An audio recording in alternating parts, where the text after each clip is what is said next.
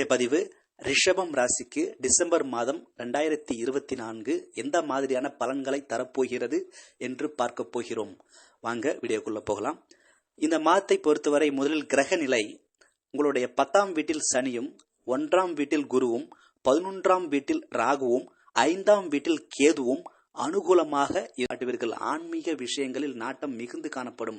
December 7 முதல் பிப்ரவரி 24 வரை செவ்வாய் வக்கரகதியில் பயணிப்பதால் குடும்பம் மற்றும் தனிப்பட்ட உறவுகளில் நீங்கள் சில பிரச்சனைகளை சந்திக்கவும் நேரிடும். சரிங்களா?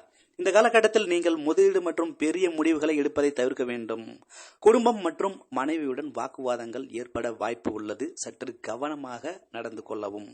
மற்றபடி இந்த காலகட்டத்தில் உங்களுக்கு பண பிரச்சனைகள், நிதி பிரச்சனைகள் எதுவும் ஏற்படாது. பெரிய அளவில் எந்த ஒரு பிரச்சனைகளையும் கிரக நிலைகள் காட்டவில்லை. சற்று பிரச்சனைகள் ஏற்பட்டு அது தானாகவே தணிந்துவிடும்.